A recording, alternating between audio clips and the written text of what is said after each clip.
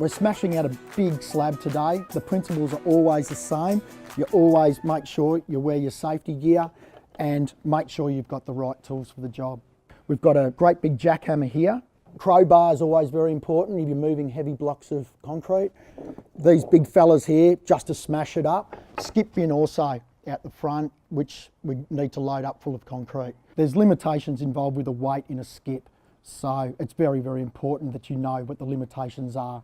Wheelbarrow, shovels, obviously a broom to clean up when you're finished. We've got an angle grinder also here. This little fella, we will have steel reinforcement underneath this slab that needs to be cut.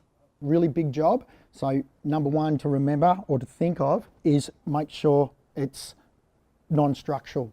All right, let's get started. We're going to use a big fella. And the reason being, it's a fairly big job. Always very, very important. Make sure you check with your local authorities that you don't have any utilities underneath your slab.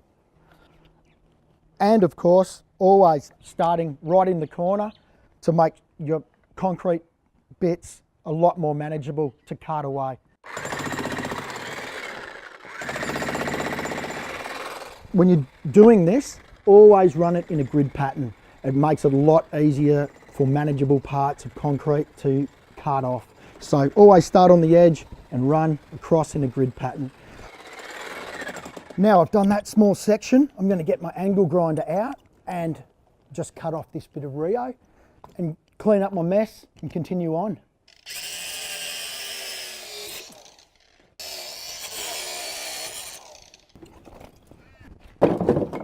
And always be careful when you're throwing concrete around because it is quite heavy.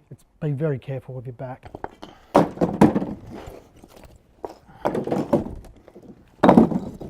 Another really important thing is don't overload your barra either, because the heavier it is, the more weight you've got to carry. So be very careful when you're carrying around a heavy barra because they can get out of control pretty easy as well.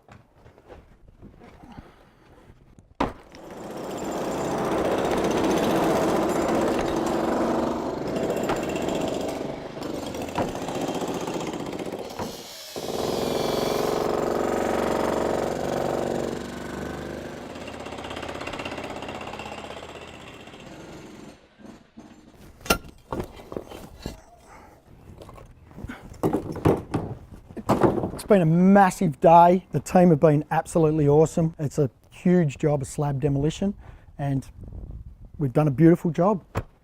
Let's go.